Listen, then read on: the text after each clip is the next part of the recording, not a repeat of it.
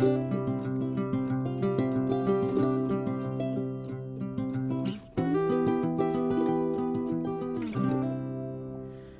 everyone, today we're going to make 3 more Tunisian squares. They are a simple stitch base, but I have just changed them up with the colour placement to make them look different. So we'll do this one, and this. A few days ago I did these ones, so this is already up as a tutorial. And what I will do, once I've made all the different patterns that I want, I will make them in both colorways. Okay, so this lot I introduced navy and an off-white. So after I finish making these ones, I'll make these with the blue and the green and probably the white. And same for here, I'll introduce navy and cream into this style of pattern as well, just to have a full mixture of colours and patterns to work with when I pop together a little baby's blanket. So if you think you would like to create a blanket as well in this Tunisian Simple Stitch, I already have 2 video tutorials up, so this will be the 3rd and there will certainly be more. Okay, let's go and get into it. I've got my new colours of yarn, adding the navy and the off-white to the green. Now I was using my bamboo hook, which I do love, but my right shoulder has been hurting. So I'm going to try today this Amore Tunisian hook from Knit Pro and see if better quality does actually make a difference. This will be a good test actually.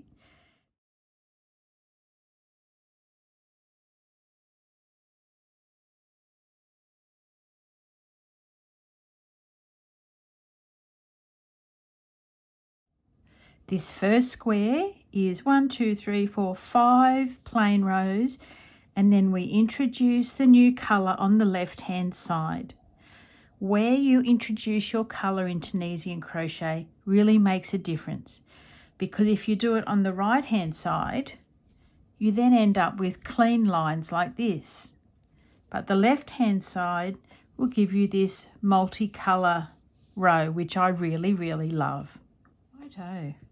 Your return and forward pass makes 1 row. Okay, so it's 2 rows of work to create 1 row. And here is 1, 2, 3, 4, 5 completed navy rows. Now, as we start, it was remiss of me not to be doing my slip stitch the right way around. You might be saying, what do you mean the right way around? You can create a slip stitch with the yarn end up here, do your slip stitch, and you will find that you can loosen and tighten the stitch, which is super helpful for when you're doing your beginning chain and you do your slip stitch the other way and you can't tighten it and you've got this big round circle that needs to be dealt with. So you can eliminate having that big round circle by doing your slip stitch with your yarn end in your right hand, just like this. And you can tighten it. Okay, so if you do your slip stitch with the yarn end in the left hand, same motion,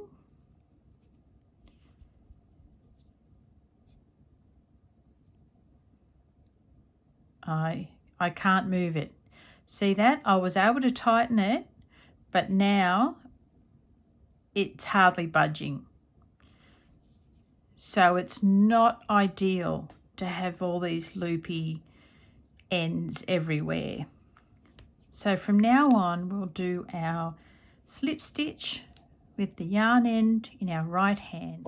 Let's pop a slip stitch on our hook the right way. And I need to remind you and myself each time we do it. 1, 2, 3, 4. We're doing 20 chains here. 5, 18, 19, 20. Let's check that, because we do include the loop on the hook as part of the stitch count. Okay, I did 20 chains with 1 left on the hook, so that actually equals 21. So I'm going to take that back. We've done 19 actual chains and we've got the 1 loop on the hook. Now, turning your chain over, you've got the little V's on the front, turning it over to that little bump that's on the back, and that is where I work through, just because I find it much neater. It's not easier to begin with, but it works out a lot neater. So doing the foundation row can take a little bit of time. All I'm doing is popping my hook through that little back bump, pulling up your yarn and leaving it on your hook. Okay, hook through, pulling up a loop, hook through, pulling up a loop, and holding them all on your hook. I'm going to go and finish this off more quickly and I'll meet you back soon. All right, forward pass done, and we have 20 stitches on our hook. Pushing them a bit closer together, yarning over and pulling through the first loop on your hook and leaving that there. Now yarn over again and we pull through that stitch that we just did and the next one. Yarn over, pull through 2. Yarn over, pull through 2. And this is what we do for the rest of the way. This is a return pass.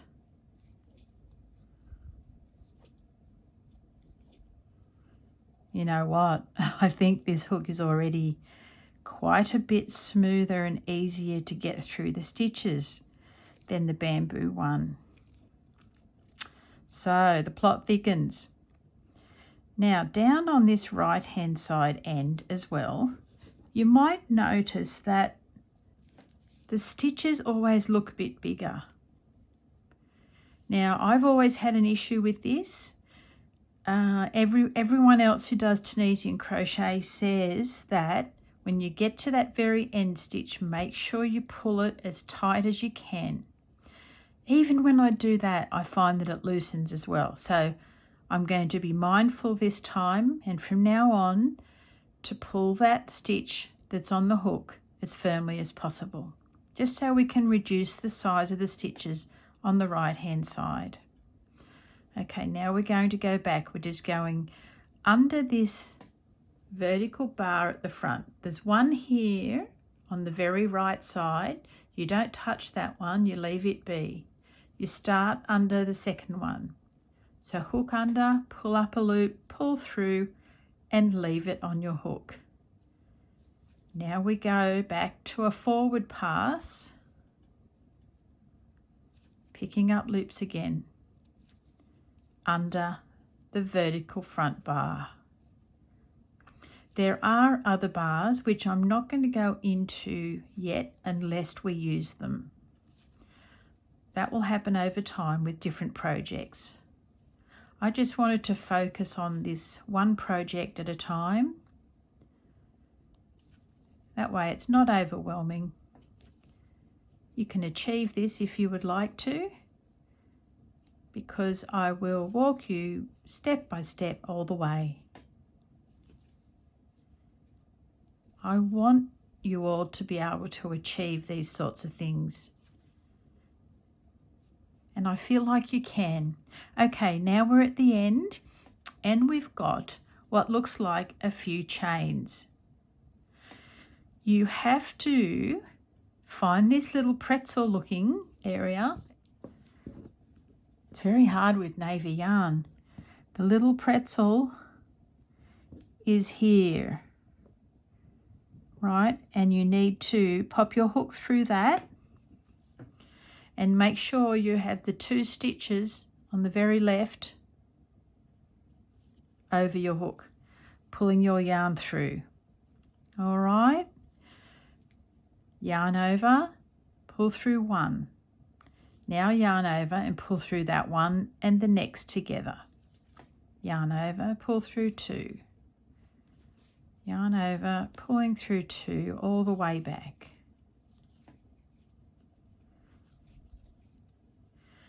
So we're going to do forward and return passes and create 5 rows just in the plain navy. Okay, we're at the end again, tightening that loop as much as we can, taking your hook down and under that second vertical bar, pulling up your yarn and leaving it on the hook. So now we do a forward pass back to the left. Just picking up our stitches, trying to keep a medium ease, really, not too tight, not too loose, you know, the Goldilocks zone of being just right.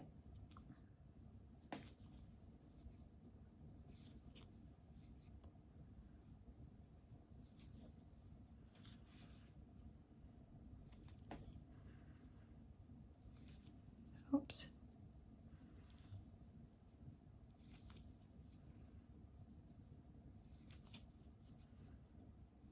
Okay, one more time under this little pretzel. There's the 2 stitches on the very left side that we're going in between that and another, pulling your yarn through. Starting again, pull your yarn through 1, now yarn over and pull through 2. Okay, doing a return pass. I'm going to leave you to do these forward and return passes until you have 1, 2, 3, 4, 5 navy rows, and then we'll change colours, okay? When adding a colour in on the left hand side of your work, you can't add it in halfway through the stitch below like we do with our normal crochet. You have to just do it singly by itself on the first stitch. So there's your first stitch made anyway, because that's what we would normally do with that stitch.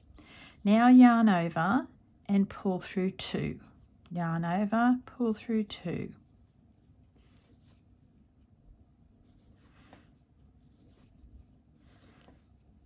So we are beginning 8 rows of using the green, and after we finish with the navy we'll transition through to the white, the green on white, so that'll be pretty. Okay, working our way across. I've actually counted my stitches before changing colours to make sure I had 20. Do that every so often. Nothing worse than dropping a stitch and having a decrease happening and you've got to pull your work undone. Okay, we're at the right hand side end, firming up that stitch. I think it's actually working better, being very conscious of doing it. Pulling up a loop under those vertical bars. Change my hand position over. I tend to start off in one position, and when I get on a roll, I change it. So now with this row, you'll see a very pretty change in colour.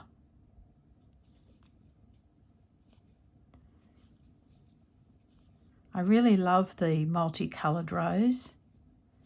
Just something really nice about them.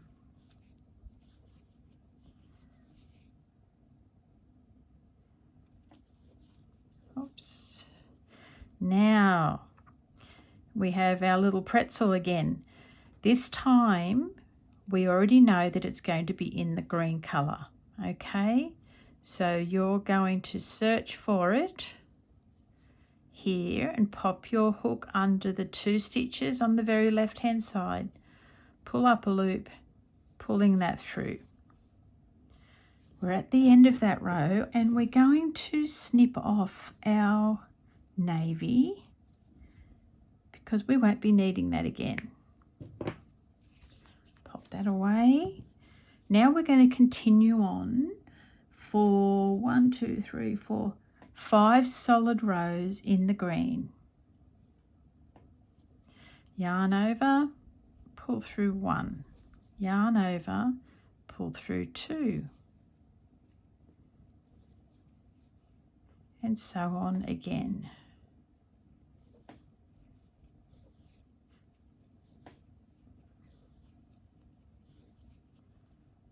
Helps you to be... I've got another pattern that I want to show you one day, but I'm not going to use it in this blanket. Okay, tightening that very last. Okay, tightening that very last stitch, popping under the second vertical bar, pulling up loops.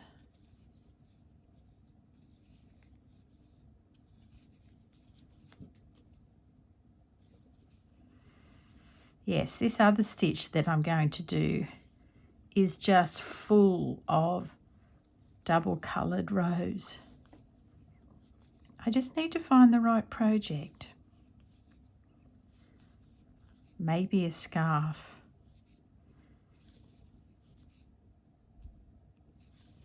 Something where you can just do multicoloured rows over the whole lot and it would look amazing.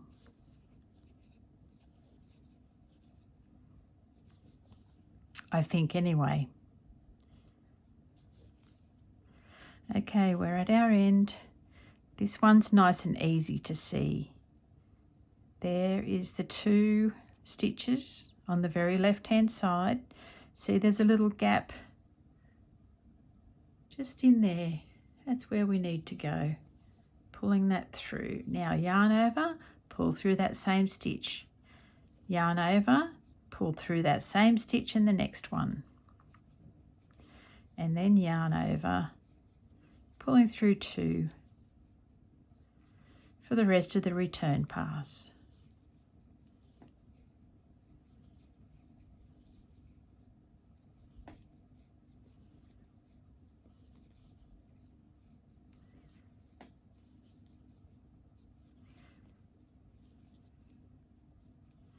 Okay, last one, and pulling my stitch firm.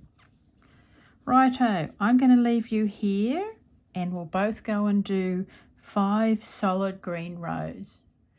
We've done our 5 full rows of green, so we're going to snip off that yarn and we're going to introduce this off-white as the next.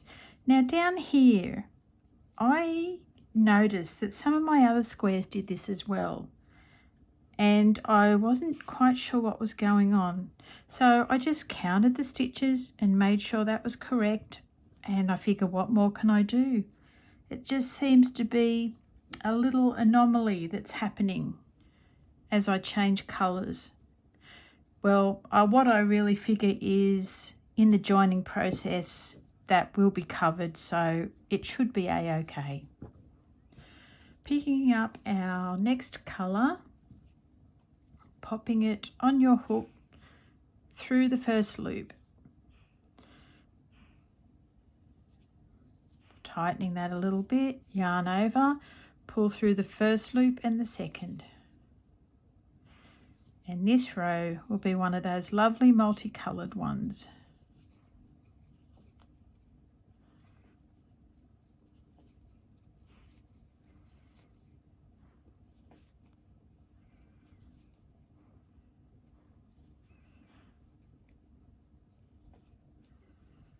Oops, that was 3.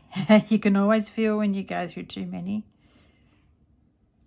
Gets away on you. Okay, at the right hand end, firming up that yarn on my hook. Rightio, at the right hand end, firming up that loop on my hook. Now going through the second vertical bar, picking up a loop and doing it all the way across. for a forward pass.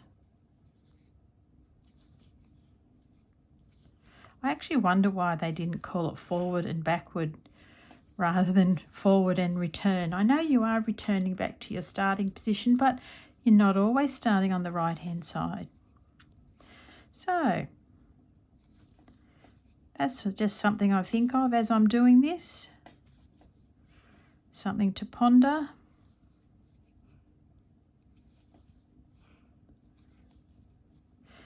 Up to the last stitch. Our little pretzel stitch will be in the off-white colour, and it's right here. It's the stitch that goes into the previous row. Oh, this one I'm finding very difficult.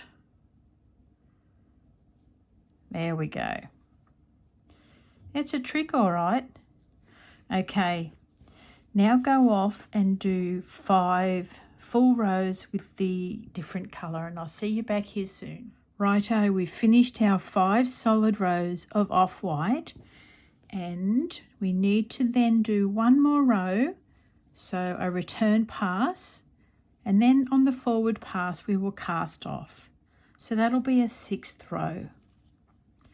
Yarn over, pull through 1, yarn over, pull through 2 and 2 and 2 and 2 all the way to the end. Now at the end I'll show you how to cast off your Tunisian stitches. Firming up this loop like we've been remembering to do the whole way along. Okay. Picking up a loop from under that vertical bar, now pulling the new loop through the one on the hook. It's like knitting. Picking up a loop, pulling it through, now pull that new loop through the one on the hook. Picking up a loop, now pulling it through the one on the hook. If you feel able, you can do this in a single motion, like so. If you feel able, you can do this in a single motion like this. Hook under the bar, pulling up a loop and pulling through 2. Hook under the bar, pulling up a loop, pulling through 2. Otherwise you can just pull through 1 and then pull through the other. Doesn't matter either way. It's just where you feel comfortable is the main thing.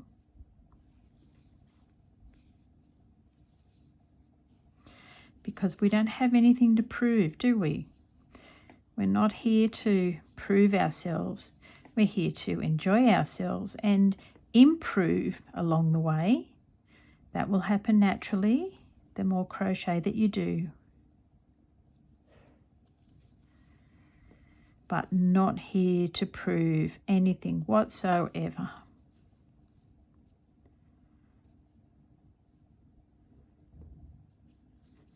It's more fun for everyone if we're here for the joy of crochet. Okay, to find that little bar, that one's gotten very small. Pulling through 2, and the last one we go through our pretzel, pull up a loop, pulling it through the last loop on our hook, and there we have our square number 1. Could do with a little bit of blocking actually. I don't know if I'll do that yet or not. Snipping that off, pulling that through. I'm not going to weave my yarn ends in at the moment. I'll do that another time so that we can get straight into the next square. Thanks so much for joining me, and I really hope this has been helpful to you and that you are enjoying learning Tunisian crochet.